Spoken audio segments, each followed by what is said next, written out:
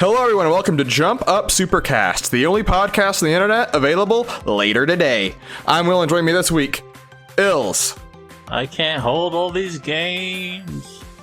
And Moozamil. What? Already? Where's the other people? I genuinely made my mouth for the B noise for Brandon. You could hear it and then I was like, Bill's my favorite Microsoft executive. Wow. It's a three-man crew, skeleton crew this week on this Jump Up Supercast. What more do you need? Brandon's went into the woods to hunt for a Nintendo Direct. Oh yeah, that's where he went. Yeah, it's true. Saf is hunting to find meaning outside of video games. Stupid man. We're just stagnant. We have made no progression personally. We're not stagnant. We have conviction. We arrive when we're supposed to. We're here, goddammit. We're here for you, the listener, you know? Amen. You know what? Because there's only three of us, and whenever I ask how you doing, right? There's five people. You can't all tell me how you're doing. But two people, give me your answers. How's video games on the whole treating you right now? Why are you doing this to me? You know I don't like this question. I have been playing a lot of different games and have not been progressing in many of them. But I am playing a lot of different games. Wow. Well, we may talk about that later. Name all the games you're playing right now. Okay, so I'm playing Paper Mario Origami King, Xenoblade Chronicles Definitive Edition, Lame. Final Fantasy XIV, A Realm Reborn. Super lame. True. League of Legends. Oh god. And Divinity Original Sin 2, I guess. On stream. You can catch us on stream whenever. We do at least once a week. Yeah, Brandon's been trucking. Brandon's been streaming a lot. He's been streaming Fall Guys and Fantasy Guys, Star 4, which is the new Game Club pick. More Fall Guys. So, Moozamil. Yeah. I guess we'll go out of order here. Normally we do the games we've been playing after the news. We'll do them first this time. Why not? Okay. You said Origami King. We haven't had a chance to talk about Origami King on the podcast after release. I guess we haven't. Wow. Ilse has not yet played it. Alienating me. There's three people here. 3 people and 1 person just completely left out. Why did they even show up? Ilse, if you want, what games do you have? If you want, go ahead, go. Origami King. Okay, all right. So, Moozamil, this is a game that people were skeptical of, right? Yeah. We were cautiously optimistic, I think was our stance, right? I think so. Then there was news about, hey, the experience system isn't still there. Battles, people were saying, there's not a lot of reason to do them. But now you've played it, right? You are playing it. How does it feel? I mean, so I'm almost to the end. I'm like 4 out of 5 chapters, I guess. And the game is just really good. I don't know, I get people's gripes about it. I get that this is not Thousand Year Door 2. I get that this is, maybe you were expecting something different for a Paper Mario game. But I will say, as someone who vehemently hates Sticker Star, who's not even very hot on Super Paper Mario or Color Splash, right? I'm very much like first 2 Paper Marios only. I'm actually really liking the Origami King. Like, I think the best way to describe how much I like this game, it has the world has a very tactile feel to it, right? Yes. Every little action you take in the world, there's this really nice feedback to it, and it really incentivizes you combing through every corner of this beautiful world, and that's just inherently a lot of fun, Yeah, I agree. I think that sort of the way that the game structures itself, coins is the currency for everything you do, right? Yeah. And there are times where the coins you get you can run low, right? If you're wanting to get everything, you're going to need a fair amount, right? But sort of you can either battle or explore to get enough coins to keep making progress, right? And for me personally, the exploring is more fun than the battling, but I don't think the battling is I still like the battling though. People said, by some point I just don't want to do it anymore. I haven't felt that way yet though. I'm still enjoying the battles. I'm still having a good time with it. You know, it's not a perfect battle system, I'll say. Like I do have some gripes with it, like the fact that like I never know exactly how much HP an enemy has, so I kind of have to guess if I have to use like I have to kind of remember like do I have to use like a stronger move here, which does waste a resource, or you know whatever, right? Mm-hmm. But like the puzzles themselves in the battle, the ring puzzles are genuinely very fun to do. I still, you know, people say at some point you figure it all out. I guess I'm just very stupid because I said it still takes me a second to figure out the puzzle, right? Yeah. But yeah, so I'm having a lot of, and honestly, that's not even like, it's such a small part of the game overall, right? Even battle-wise, like, there are many different kinds of battles in this game. Like, the boss battles are completely different, completely flips it around to have, like, this, like, choo-choo rocket style kind of deal, right? Mm-hmm. Which is genuine. I love those battles. They're my favorite. Yeah, battles. They really... But then even, like, the paper macho battles, right? Which are more real-time. Yeah. And you're facing off against, you know, your classic Mario enemies, but just... Well, but like much bigger, right? Mm-hmm. and those also tend to have like a little bit of a puzzle element and figuring out just exactly how to get to their weak point or whatever, right? Mm-hmm. But obviously they just flow a lot faster too. But those are I've had a lot of fun with the paper macho battles. I think those are actually a really nice part of the game. And the writing is just phenomenal in Origami King. Like seriously, like this is top tier. I mean. This is controversial to say, but I think the Bob-omb partner you have in Chapter 2 is my favorite partner in Paper Mario, story-wise. You know? Yeah. Gasp. Which is, you know, I mean, partners, like, this game does not have partners in the traditional sense that the first two games have, right? Mm-hmm. But throughout it, starting from Chapter 2, for the most part, throughout a chapter, you do have someone with you. Just one at a time. It's a rotating cast, I guess, right? Yeah.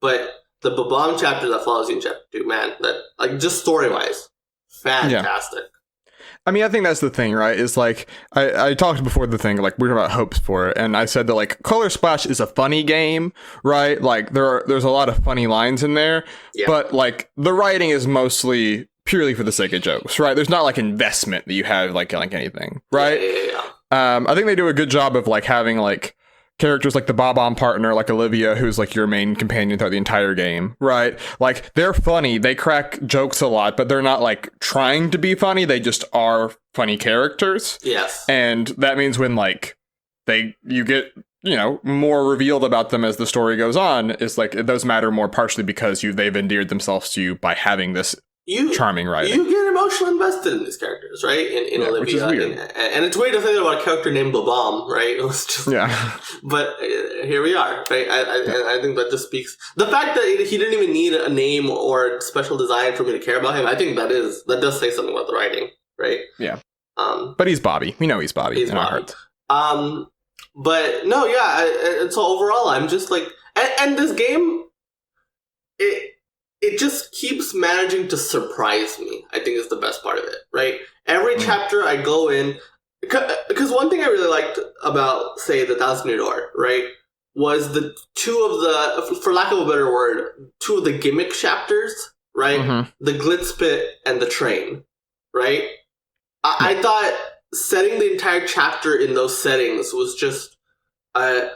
led to like a really just fun chapter for both of those, right? Mm-hmm. And I hold those parts of the game really high in general for the whole series, and I feel like each area in this game kind of has a similar feel to how I feel about the Glitz Pit, how I feel about the Train, you know.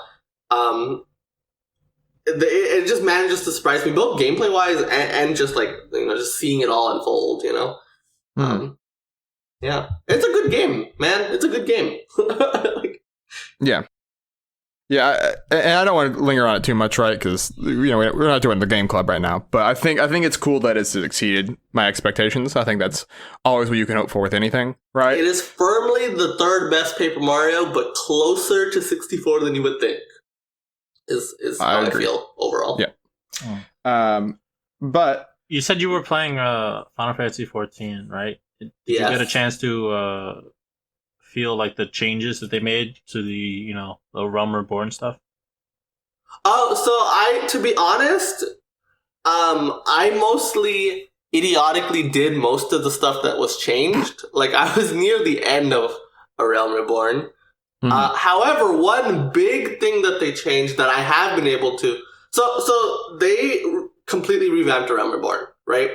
And specifically, a lot of the quests that had way too many steps, way too many fetch parts involved, have been drastically shortened down, right? They cut 13 quests completely that were just filler, right? But the number one thing, because people say the biggest drop-off point is the post A Realm Reborn, but before you get to Heaven's Word, like in that middle 2.x quests, right? Yeah. Mm-hmm. And a lot of those are the ones that were cut out. But more importantly, now you can, after you beat the game, this was something you unlocked originally in Heaven's Word, but they unlocked it earlier now. You get to fly when you beat A Realm Reborn. Yeah. On your mount. And so now that your mount can fly, just being able to zip across and not having to navigate the maps to get to place actually just makes going from one place to another so much quicker, right? And then so you can just speed through it. And so I'm almost done with The Realm Reborn. I will probably finish this weekend, to be honest. But yeah, I think that, and you know, I don't know if we talked about this as a news story. I don't think we did, but with this revamp, they are now offering this gigantic free trial, right? Yeah. Where you get to have the base game and all of Heaven's Word for free. No, you don't have to pay a subscription. You don't have to buy the game. Nothing. Just you get to play all of that content for free, coming with the revamp of A Realm Reborn. I think that's just now's objectively the best time to jump into Final Fantasy 14 is right now. Have you played this game before, Will? FF14? Yes. I made it halfway through A Realm Reborn, basically. Oh. And so, I mean, as a person that clearly hit a wall playing that, the whole revamp sounds interesting, right? Yeah, I heard you're going to jump in when I jump in. I was going to ask, when are you jumping in? And also, how are we going to make time? I'll find a way, don't worry. But also, I don't know. Maybe this weekend. Maybe. The thing that sucks is that because I beat the game, and I already bought the game, I do have to resub to get, even though I haven't got to Heaven's Word, I still have to resub to play this content that everyone else is playing for free. You do still get some perks, right? And plus, I already did all that content, so it's not like, you know, I don't have to start from fresh or whatever, right? We drink from your tears. It is annoying that I have to pay a subscription to play stuff that other people are playing for free.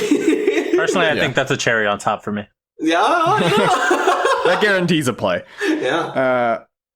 Yeah, I mean, FF14 is like, the weirdest thing about that game is like, people are like, so there are some people that genuinely claim it as like one of the best Final Fantasy stories, right? Yeah. Which you would not expect from an MMO. So that's almost the thing I'm most interested in, right? Well, like, I probably the expansions, right? The Shadowbringer, Heaven's Word, and Shadowbringers. Yeah. People say are like one of the best, if not the best, Final Fantasy story ever told. So. Wow. And I mean, for being an MMO, I think it has a really good art direction. Like every time I got to a new environment for the part I played, I was like, "Oh baby!" Like it's fun to like explore. The music is so good in the game. I'm telling you, now is the time to jump in. Mm-hmm. God, you're making me break my pact with myself. After World of Warcraft, I swore never again. A decade ago. Never again. No, it hasn't. It's been like 5 years. It's been 5 years. But it was a decade of you playing WoW, right? Oh, yeah, it's been a long time. Yeah. Well, Ilse, before you get sucked up into MMO forever, what are the last video games you're ever playing? Sure. Okay. I went back and did something that was long overdue. I finished the last Final Fantasy that I haven't played that's not an MMO, Final Fantasy 2. Ooh. So the game is bad. It's not great, I'll tell you that. But the PSP version is much better. I mean, it's the best way to play it, basically. Yeah. Yeah. Because the original is, wow, it's bad. Mm-hmm. It's even worse. So yeah, I mean, I trudged through that game. It has all the hallmarks of a very old game design, like fucking hellacious random encounter rate. huge enemy groups. You can have like 8 enemies at a time, and like you get a random encounter like every 5 steps. So you can be like 8 enemies every fucking time. It's really exhausting and confusing dungeon and stuff like that. So yeah, I'm glad I'm done with that. Well, question. Yeah. Sorry. So I've not played FF2, right? But sometimes with like weird weird black sheep of a franchise, or like Zelda 2, right? Not a great game, but like there's stuff in it, you're like, oh well, you can see at least how like there's stuff from that gets put in other Zelda games as time goes on, right? Yeah. Is there anything like that for FF2, or is it just fully in the dustbin? Like no reason to even consider it for historical purposes. I'm not exactly sure if they influenced anything. I'm not sure if there were overworld vehicles in the first game. Mm-hmm. Were there? I don't remember there being. I don't think so. So yeah, there's a canoe, a boat, and an airship in this game. So there's that. But also like they implemented a very specific, very different progression system in this game, which is not by level, it's by activity based. Like every time you do a certain activity, you have a chance, or you build up a meter to be able to get more points in that activity. So if you use magic, you get more magic power. You lose MP, you get more MP. It's fine. I mean, I like the idea of it, and it's nice to get like little bumps of progression more often than you would a level. It's just it's awkward as fuck, and it doesn't work very well. No, it doesn't.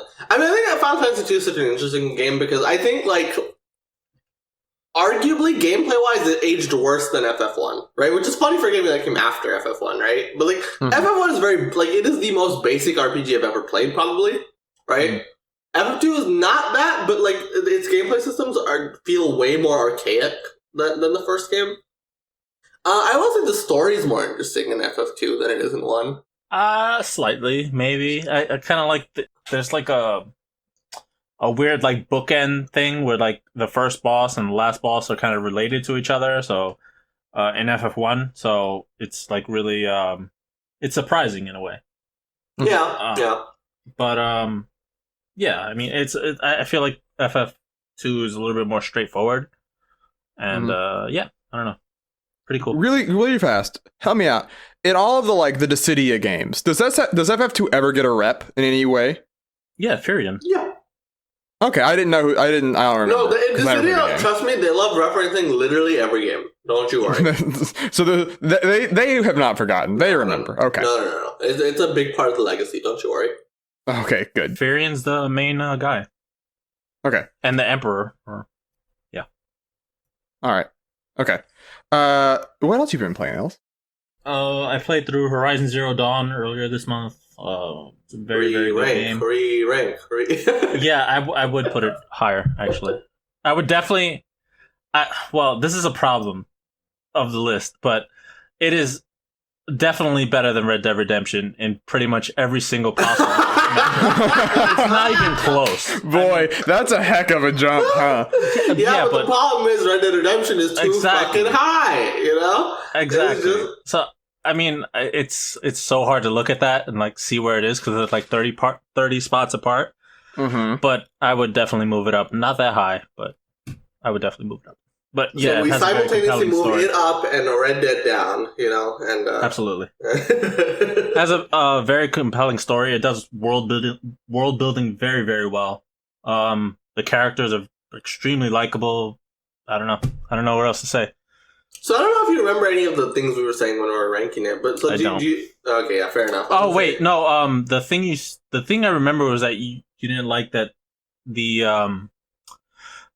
the fucking text or like the voices don't audio logs. Yeah, the audio logs. Yeah, I didn't find that a problem. I was like, okay, this is not an issue. Maybe I see audio logs and I just get unreasonably upset. But the two things that get Muzamil madder than anything else in the world is audio logs and walk and talks when they slow you down while you talk to a character. Yeah, no, I could see that being a problem if the audio themselves wasn't interesting, if the world wasn't interesting, because there are some games that do that. Like, I'm pretty sure Recore has, like, the worst fucking audio logs of all time. See, I think that was my problem with Horizon, though, I did find it, I genuinely found it interesting what they were saying, but like it is told in such a like stilted way that it's annoying to me. I think you just know? have ADHD. Is what I mean, I do, like literally. But, yeah, you know. I will say. Are you excited for the sequel? Yes. Where the story leaves off and stuff? Yes. Okay.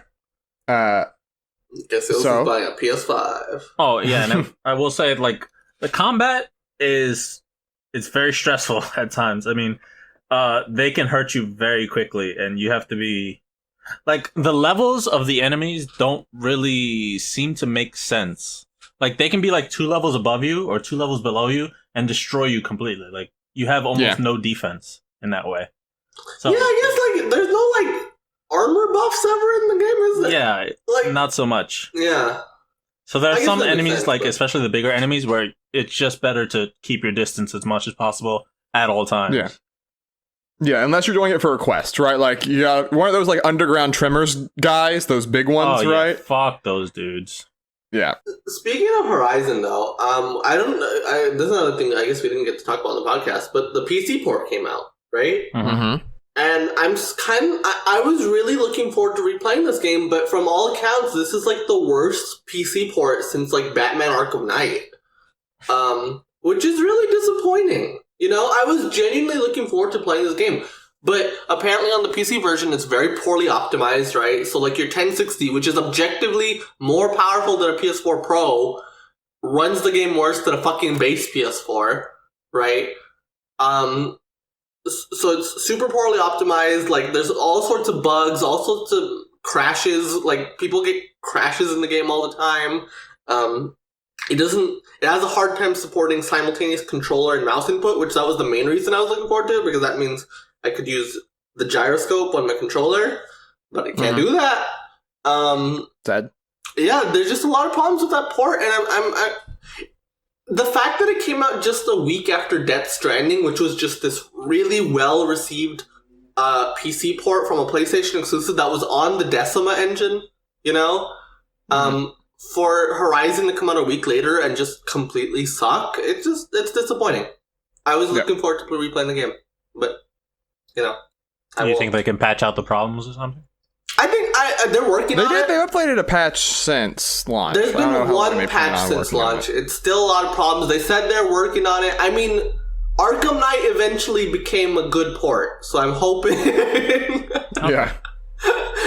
eventually, with enough time and money and work put into this, it will be a good version of the best version of Horizon. Who knows how long it'll take. Yeah. Any other games you've been working through, Wills?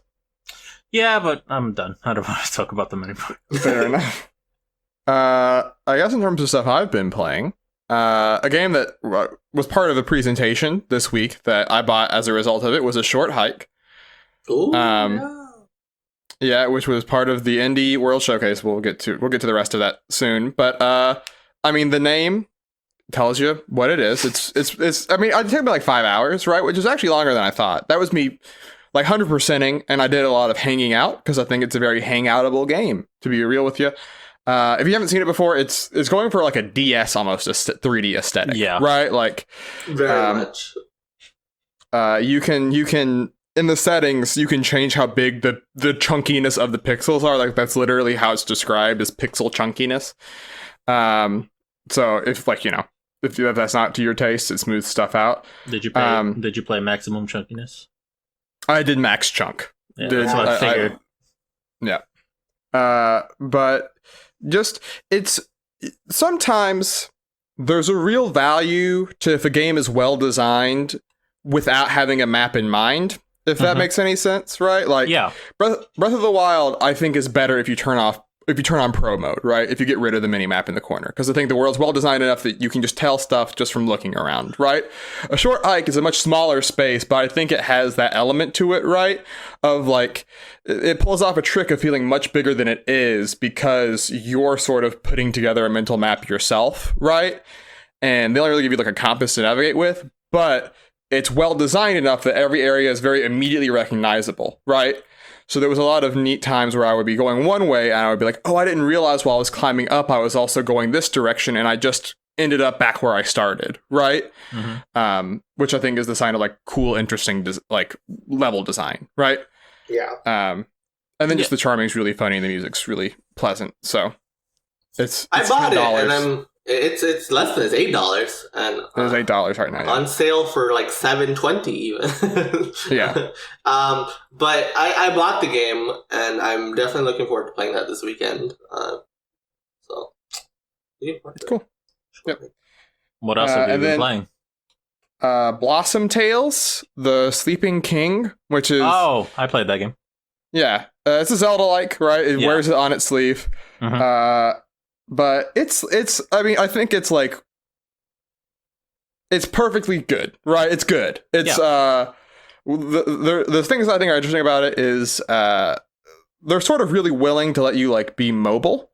Like it's such a difference in like that type of top-down game of can you move while swinging or do you stand still to swing your sword, right?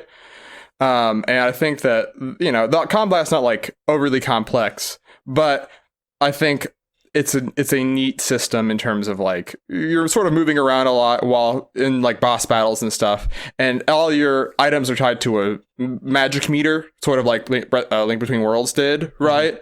And so I use them a lot more in combat than like I do in like older Zelda games, right? Where I very rarely use like bombs for like combat. I use bombs all the time in Blossom Tales. Yeah, I thought the main sword combo was pretty interesting. Like pretty satisfying. Yeah. That's something that it feels like an upgrade from Link to the Past.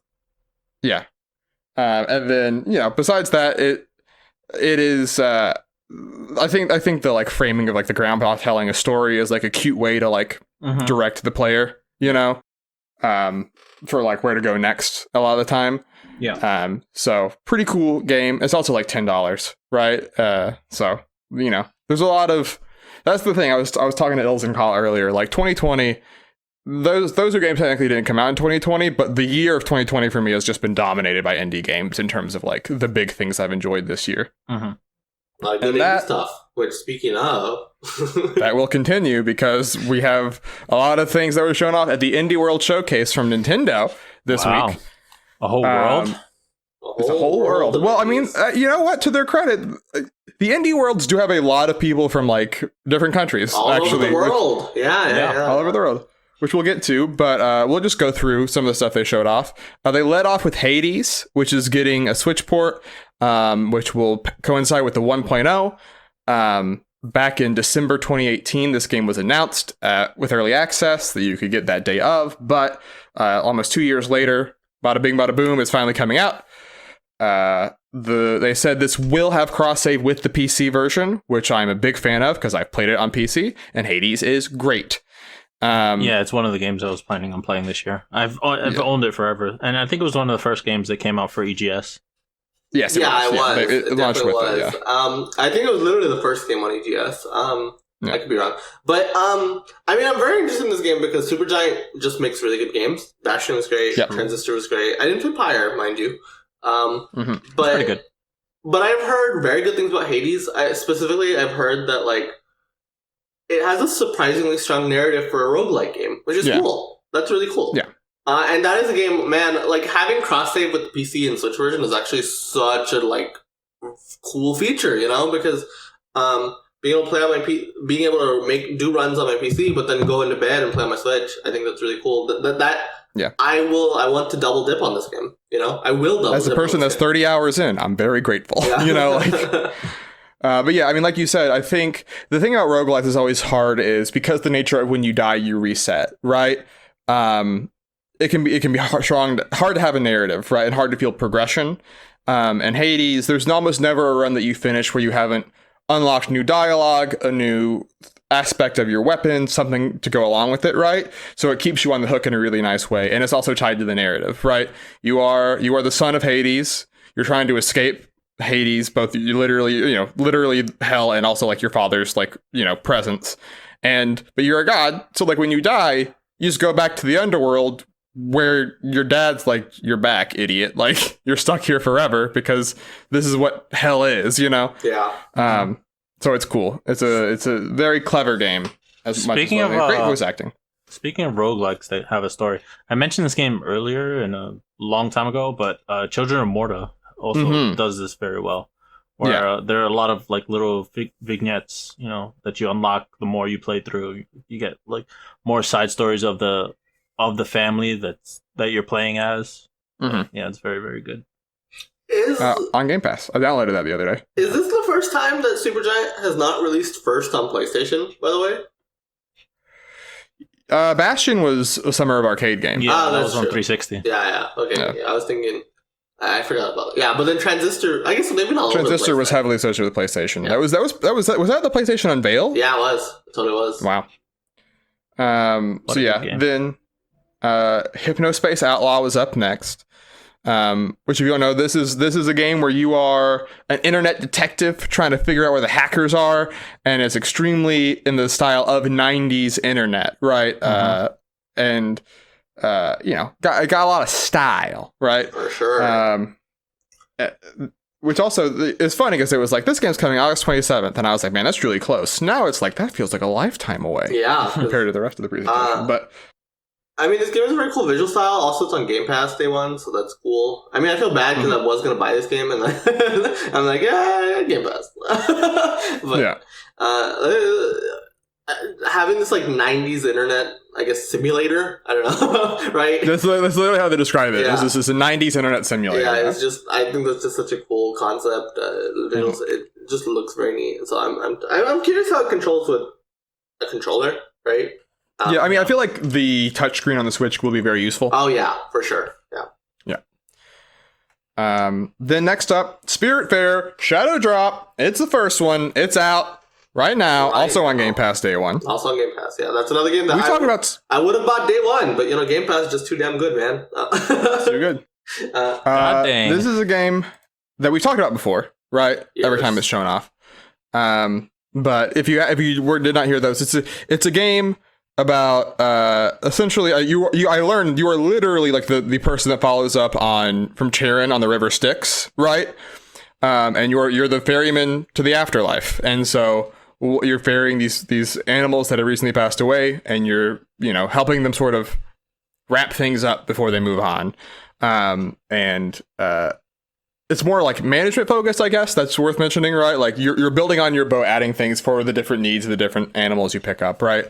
And then there's also platforming. We now know, right? But there's the reviews are out, and they're like, I think it's at like an 88 on Metacritic right now. I think or OpenCritic. Positive reception for sure. Yeah. And I intend to play, but I have there's a lot on my plate in terms of things I want to play right now. So I'll get to it when I get to it. Yeah.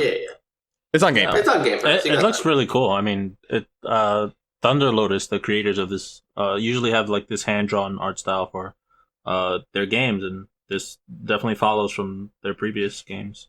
Looks awesome. Yeah. It's very pretty. Next up, there was a Will game, Garden Story. You're farming and gardening. So was this in the Wholesome Direct? I think it was. I think it was. There was a lot of overlap with the Wholesome Direct in this one. But the whole thing is just, you're in a place where there's a community, and you're helping out by helping people out, and you're fighting off this like evil rot or whatever by doing so. It looks cute. Yeah. I'll play it. When are you gonna play it? Well, that's just when it comes out in 2021. Next year. You're glad it's coming out in 2021, huh? Yeah. Thank goodness. Next up, that Subnautica and Subnautica Below Zero were both coming to Switch. Subnautica, if you don't know what it is, it's like it's a underwater exploration game, and it sort of plays a lot on the like fear of going really deep in the ocean, and like when you get down there, the further down you get, the more freaky these fish get, And I played it on Xbox One. But cool game. Very It's been cool out game. for a while, right? Yes. Came out like 2015, 16? Yeah. Yeah. Though the PS4 version of Subnautica is like bad. Performs like really? pretty poorly. I wonder how it's on Switch then. That's my curiosity, right? Is like maybe wait and see how the performance is before you pre-order. But I honestly didn't even know there was a sequel. But apparently it's been out since like 2018 or something. But both those are coming next year though. So I got the first one free on Epic Games Store. Maybe I should try it out. If I like it, maybe I'll pick up Below Zero. Below Zero. Then there was Takeshi and Hiroshi, which I didn't even know existed. Yeah, but and now it's out. It's an Apple Arcade game. Which Nintendo has gotten a lot of mileage out of Apple Arcade. I think like the last couple presentations have all featured some sort of Apple Arcade game. Like we got not Subnautica, the underwater Capcom game Shin Sakai. Exit the Gungeon was an Apple Arcade game. Shantae and the Seven Spirits is another Apple Arcade. Like Seven Sirens. Seven Sirens. Like legit, Switch has gotten so much mileage out of Apple Arcade. Like because no one cares about subscribing to Apple Arcade. I think that's been proven by now. But when it's on Switch, we're willing to pay up. You know. Cool. That's the second shadow drop of the night, though, right? How many more could there be? Not too many more. Surely not. This game, though, like I did hear like I don't know, they must have updated it since then, but at launch what I did hear about the game was that like because the concept is like you're creating like a game for your little brother, right? Or is it for your little brother, or he just happens to be like playtesting for you? It's supposed to be for your little brother. And so you want to make you have to balance the difficulty in a way that he's having fun, but it's not too hard, not too easy, right? Though I did hear like it is very like RNG based, so like specifically in the last level, it's a short game, but you could spend maybe more time in the last level than you did the rest of the game combined, and just kind of frustrating that way. Hopefully they fix that. I don't know, but just something to. It looked cute though. The idea is super good, right? I think very cute. They use like a puppet animation for like the brothers in their thing, and then in the game it's pixel art. Which is a cool, real cool look. Hopefully, like you said, that those elements that were rough have been worked on in the 8 months since it came out, right? Next up was Raji, an Ancient Epic, which is so cool. Another shadow drop. Another shadow drop. It's from a studio in India, and it's based off Indian mythology, right? Hindu and Balinese mythology. Yeah. And so, this is another shadow drop, right? People sort of have said the gameplay is like a little like old God of War mixed with like Devil May Cry, right? Like the perspective is that zoomed out sort of style of the old God of Wars, but like specifically what I heard back when like they had a demo at GDC, and people were saying combat wise very God of War, but it was also like very Prince of Persia-esque. Yeah, that's the thought I got of it. Yeah. That's what I seem to see. With like the platforming and stuff. Yeah. Has a cool setting, visually very striking. Though finally, I'm someone who likes to play the Switch version 9 out of 10 times, but this is one of those times where I'm like, maybe I want to wait for the PC version just because it is a very pretty game, And I don't know how many sacrifices have to be made to get this thing running on Switch, Yeah. I mean, the good news is since it's out, there's like video you can like. Oh, true. Right, yeah. That is absolutely true. And I think this is another reason why this is just one of the coolest parts of the Indie World presentation was like, I mean, hey, a developer in India, like honestly, how often do you see that? And I love to see games made by all sorts of different parts of the world because it gives you a different perspective and just a completely different kind of game that you may be used to necessarily. Sure. And I think also using like Indian mythology. Yeah. That's not really a setting that gets used very often, right? Very untapped. Yeah. And so I just think highlighting this game in particular is very cool. Yeah. Then after that, there was Bear and Breakfast, which is a game where you manage a bed and breakfast, but you're a bear. You're a bear. I love that bear. I love that bear. I really want to play this game actually. Coming out next year as a timed console exclusive. A discovery I made on rewatch. Do you remember Flash games back in like the mid 2000s? Armor games. Yes. they made a ton of Flash games. This is them. Look at them. They've grown up. They're not making Flash games anymore. I hadn't thought about them in 10 years until I saw the logo, and I was like, wait a second. Hold on. Hold on.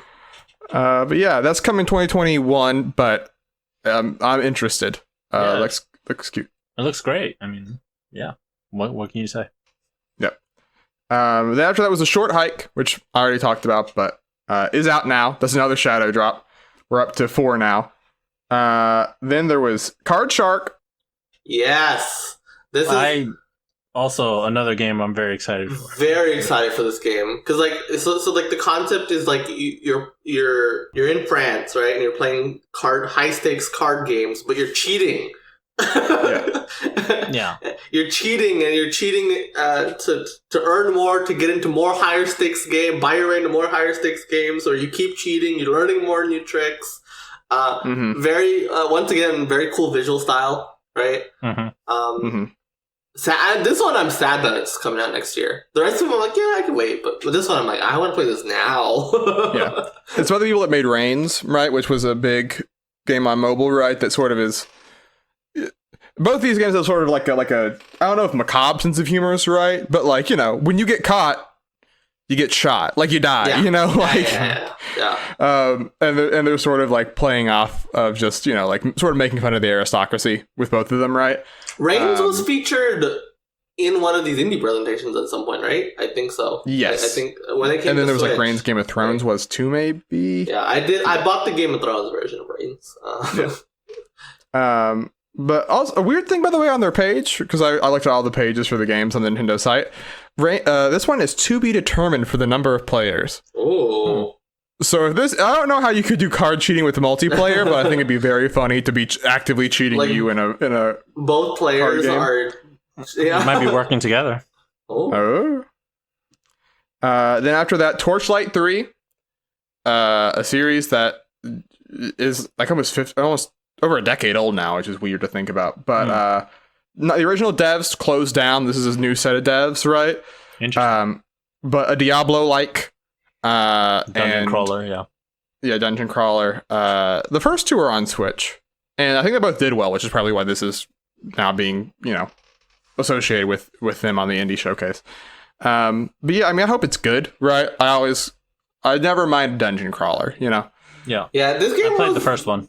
This game was in development hell for a long time because first it was because like you said, the development studio shut down, right? Then they were gonna make a Torchlight MMO called Torchlight Frontiers, and then they said that they're kind of toning down the MMO elements and making it more like in the style, and that's why they rebranded it to Torchlight 3, right? But I think. Apparently it's already out on early access on Steam, but yeah, this game has been troubled for a while. It's cool to finally see it like, okay, we're getting it out, you know? It's a real game. Yeah. Yeah, I feel like this series came out like during the dark ages of dungeon crawlers, or at least Diablo games, where like between Diablo 2 and Diablo 3, where Diablo 3 was initially thought of as a very big failure. Yeah. And everyone wanted something more in line with Diablo 2. And so that's where this series, you know, grew to fruition. Yeah, I think literally it was like ex-Blizzard devs that like founded the original studio to make it. So yeah, that'll be interesting. Manifold Garden was next, which got a lot of. I remember in tons of like GDC things, Manifold Garden kills in awards, right? But the whole thing is that it's like, is absurdist the right word? Right? It's like extreme perspective, right? Yeah. Like. Things shift all the time. It's supposed to be like MC Escher-esque, right? And so this is. I don't think this ever actually had a console port come, and it came out like 2 or 3 years ago, which is surprising. But finally, Shadow Drop. Here it is. Number 5. Number 5. It's also on Game Pass, right? Is it? Oh, I didn't know that. Wow, I didn't know that. Holy shit! I thought it was. Maybe I'm wrong. No, I mean, I believe you, but all right. Then after that, there was Evergate, which it dropped on Game Pass the same day. Like I just looked it up. Okay. Yep. All right. Then Evergate, which is I had never heard of this game, but apparently it was also an Apple Arcade thing, I think. But you play as a little soul, and you're also dealing with the afterlife in that one too. Just a lot of thoughts about death in this presentation, it turns out. But it has a very like Ori-esque look, right? Yes, like you're a little white spirit. Yeah, almost too much like Ori. Yeah, it almost feels like a like those weird like knockoff Cuphead games we would see, and like not like it just feels like really off-brand Ori. Like it's trying so hard to be Ori, but it's not Ori, and it doesn't really necessarily get the same things right. Maybe it's good though. I don't know. Yeah, no, I think the difference that they said is that this is, from what I saw in brushes of, is this is way more of a puzzle. Like there are clear levels, and it's almost the puzzle is almost like how do you use the powers to platform through, right? Whereas Ori is much more of a Metroidvania, right? Just even the movement looks action. Yeah, we're really trying to put search action. Okay, now search action is we're putting it on the map. Even the movement though, I feel like it just looked very Ori-esque, you know. But that might not be a bad thing. Maybe it's a really good game inspired by Ori. Who knows? You know. Who knows? It's out now. 6. So that's crazy. They dropped 6 games in one day. You know. In fact, that might even be too much. I think like when you're shadow dropping games, 6 might be too much. Like Evergate, you look at and you're like, man, I'm sorry. Like yeah. If it wasn't coming out the same day as A Short Hike and Raji and Manifold Garden, maybe and Spiritfarer and Spiritfarer, yeah, I forgot the biggest one, Spiritfarer, right?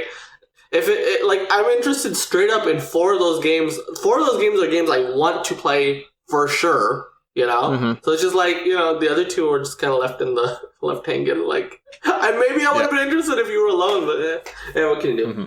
Mm-hmm. And then they had a little montage, which actually was a lot of like big games in, right? Yeah. Mm-hmm. That I don't think were previously announced. Like there's Haven, which was in Sony presentations before, right? And PC presentation. And it's going to be on Game Pass. Yeah. So, I mean, there's a lot of different places you can play that game.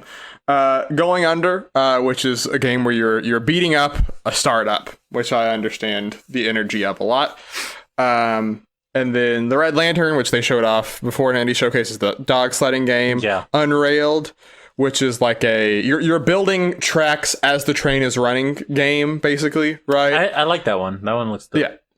That one's been on PC for a while, and I've heard only positive things. So, then Struggling is Carrion, but looks more like an Adult Swim cartoon. This game grosses me out. And then there was Inmost, which is coming, I think, also a week, right? Which is the wild thing. Inmost was on PC, I think, before, and I think like has got rave reviews. So cool. She Dreams Elsewhere. Can't which wait. Ills mentioned he has a lot of interest in. And then also Grindstone, Goner 2, which Ills has thought Goner's hurt Ills in the past. I have PTSD from Goner 1. And then Untitled Goose Game. There are 2 of them. Oh, that was the big closer, right? That was the big closer. Oh no, there are 2 of them. That was a fun reveal. It was a really fun, like, I laughed. You know, like they were ready to close, and then you hear the honk. The presenters are freaking out. Like, I thought it was a very fun way to present that game. Like, very much in the spirit of that game. And I think a 2-player mode is very cool. I like, because the way I played Untitled Goose Game, I had a friend with me, and like we were not literally playing together, but we were kind of like figuring things out together, right? Yeah. And that was a really fun way to experience that game. So being able to play that with, like, just them having a controller and being able to play with me, I think that's very cool. Granted, in quarantine, that's not going to happen, but you know.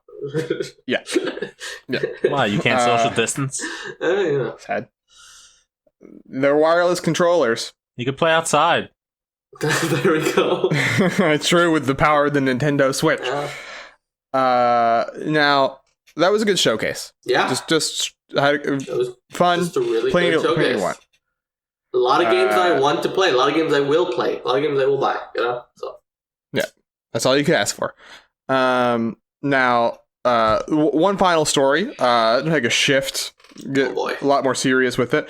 There has been a publishing by The Guardian article about Rocksteady, the studio famous for the Batman Arkham games, right? They will, when you hear this, have announced their new game in detail, Suicide Squad Kill the Justice League, which, really quickly, what an awful subtitle. Square Enix levels. But they, there was basically talking about how there's a culture, or a complaint that was filed a couple years back by the 18 female employees of the 300 employee company, about some harassment from individuals within the company, right? And then sort of, then the company basically didn't follow up in ways that were actually, trying to address those issues, right? Now, since then, there has been Rocksteady published a letter that they said was from 7 of the 18 original, or I think it was 16 actually, 7 of the 16 original people, saying that actually it has improved since, right? A former writer did a video saying that, that there was a culture that sometimes was negative, right? And that made her uncomfortable, and that there was, a lot of uncouth comments that were just made and just passed through, right? Without anyone really stopping them. And then today they released a statement saying that they're doing a third-party investigation into this stuff, right? That they blah blah blah, that they're going to act, everything else, and there's not like a clear. This does not seem to be as pervasive as it was at Ubisoft, right? In the statements that all the women have made, they want to make it clear that it's not that it's pervasive among the workers. 99% of workers have been great. It's 1% that's been bad, but the 1% hasn't been punished, right? Was their main issue. And so, I think it's very awkward when, first of all, you only have 16 women in your company of like almost 300 people. Like, maybe do some better job hiring, Rocksteady. I don't know. I'm gonna go ahead and guess. I think that's kind of the thing that like sticks with me the most. Right? I do think that says a little something about the company culture, though, right? Like, I'm gonna take a gander and say there's more than 16 women who have A, applied, and B, have been qualified for the job, right? And more than qualified. And number two, it's just like, I think the fact that you only have 16 women, and then 9 of the 16 women total that work in your company have felt the need to speak out against, like, hey, like, I've faced a lot of problems here, That's bad. That's not good, Wait, I thought it was all of them. Did all of them speak out, or just 9? I don't. There was 6. There was, or maybe I'm confusing. I think the 9 people were the people who part of the. By the way, yeah, let's talk about this. The unsolicited, the way Rocksteady framed this was so weird. They tweeted out an unsolicited letter that received at Rocksteady Games, and then they put out this letter that supposedly 9 of the 16 women involved said, like Will said, right? But the way it was framed was really weird. It was also like it very much feels like I don't know if you remember when like crunch culture stuff was coming out of Rockstar, not Rocksteady. Yeah. And then they brought out these like, these employees without any pressure at all are saying all these good things about us. And it's like, I don't know about that. I don't know. Like, if there's only 16 women, right? Which I mean, the number that was just 2018. Who knows how that number shifted since, right? But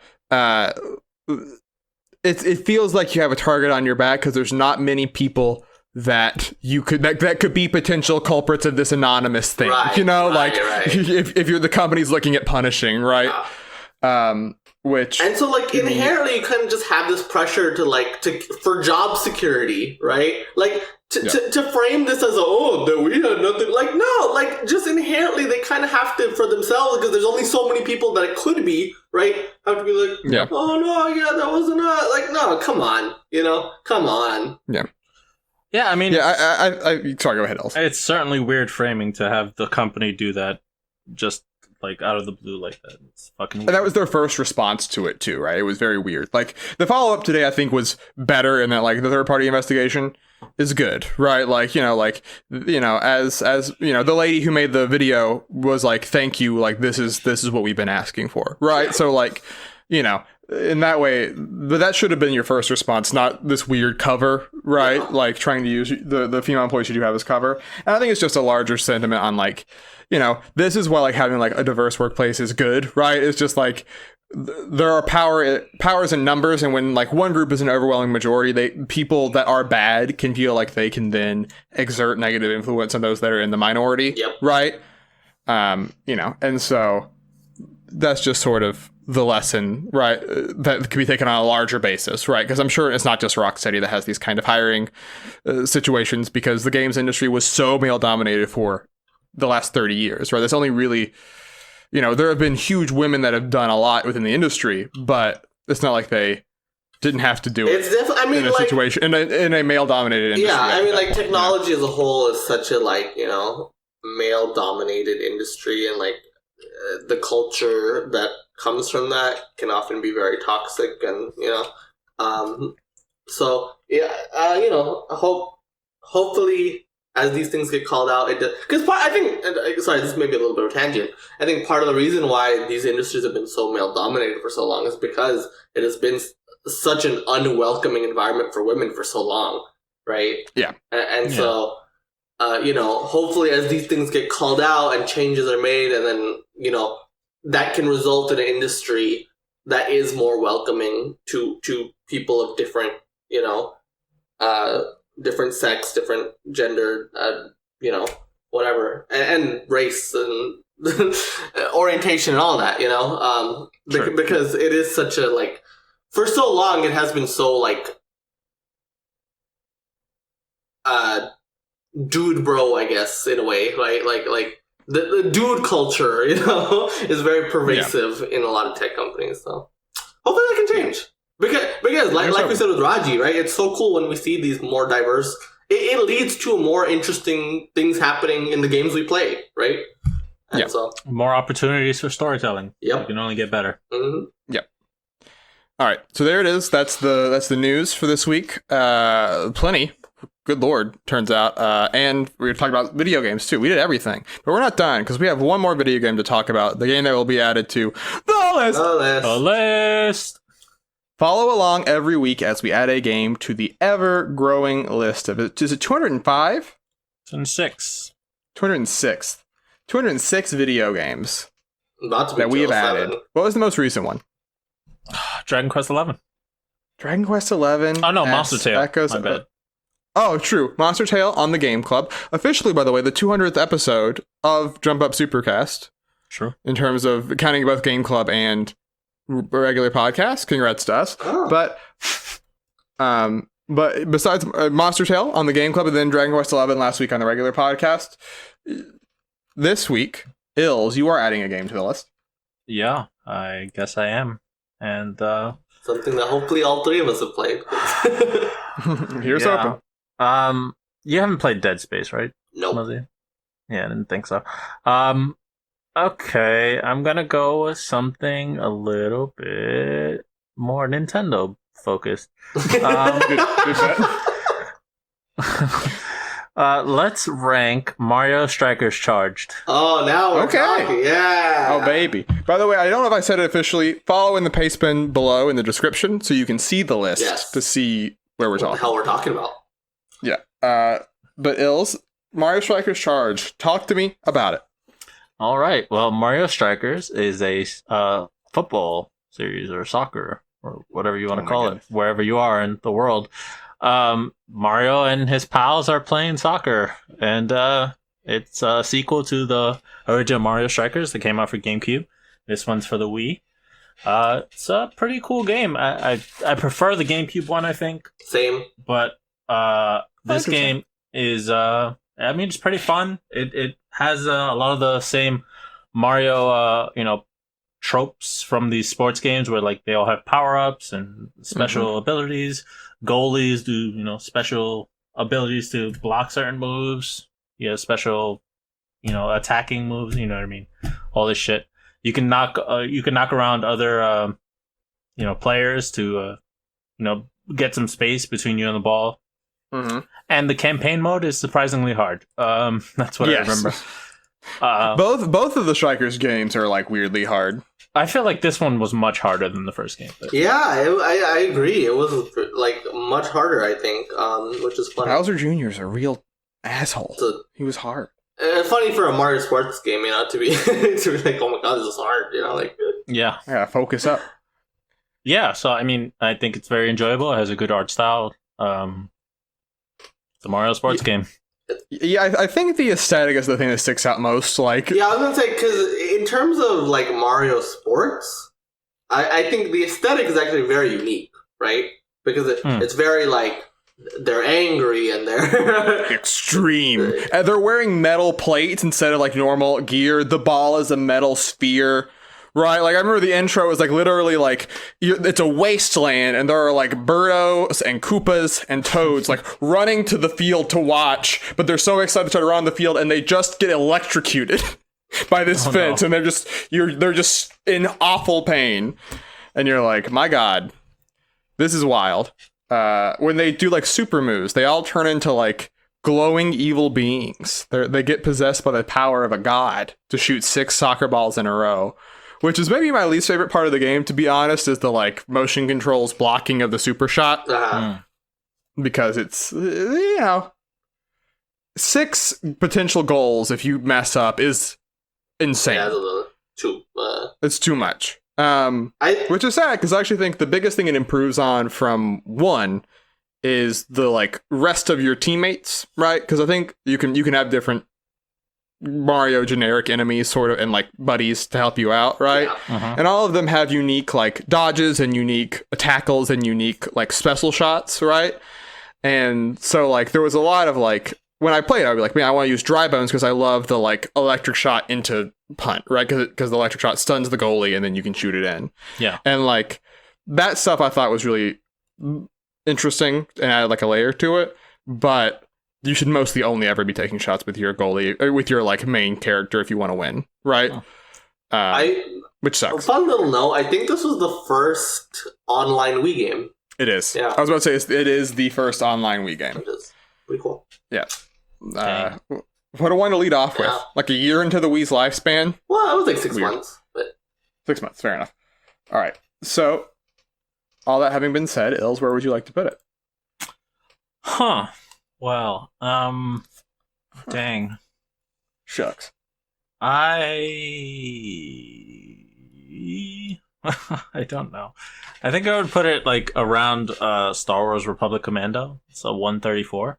134. Okay. Do you have any thoughts? Super Mario Brothers 2.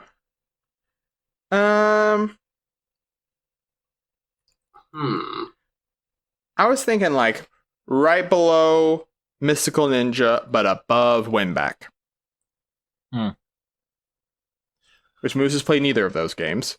Nice. So I played Mystical Ninja. Oh, okay. I apologize. Yeah. I put it think above Hyrule Warriors. Agree. My sticking point is maybe Elite Beat Agents though, but that could be just because it's way too low. But Yeah, that's my thing, right? But would you put it above Hyrule Warriors? I would put it above Hyrule. Actually, Hyrule is actually.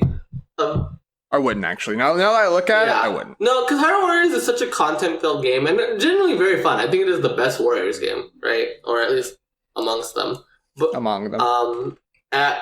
In a way that like I guess it's still a Warriors game, but like I had a good time with Hyrule Warriors, like I obviously had a good time with this one too, but like I think I'd put it below Hyrule Warriors. Right below feels good to me though, to be honest. Yeah, I'm fine with that. Okay, fair enough. All right, so there it is. We've done it. Okay. No harm, no foul. Mario Strikers Charged is on the list at 132. Surrounding it at 130 is Zack and Wiki Quest for Barbarossa's Treasure. 131 Hyrule Warriors Legends Definitive Edition. 132 Mario Strikers Charged. 133 Star Control 2 The Quran Masters. Urquan, how you say that? Urquan Masters. Not the Quran, different. 134 Super Mario Brothers 2 USA. There was a lot of different things in that 5. There was just so many different things to hit. You have the extra long titles. You have the words I don't know how to pronounce. The USA at the end of Super Mario Brothers 2. You're living a hard life. It's, this is the life I chose. I must not complain. The But that is the podcast for this week. I want to thank you all for listening. Ills, unfortunately, you're in a situation where Brandon's not here to take one of the bullets for either the plugs or the final phrase. Great. Okay, I'll take the final phrase. Oh boy, some moves. That means you're plugging. I'm plugging. So if you like this podcast, believe it or not, we are a weekly podcast every single Monday. You can find us wherever you could find a podcast. Probably wherever you're listening to right now, we're all available on that service, I imagine. But we're on SoundCloud, we're on iTunes, wherever you could find podcatchers. We're on most of those networks. So just look up Jump Up Supercast.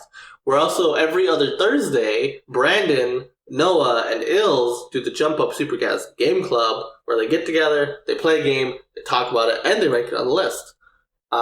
Next time, that's every other Thursday, and the next game they're playing is Phantasy Star 4, The End of the Millennium. Yes, and that is being published this Thursday or next Thursday?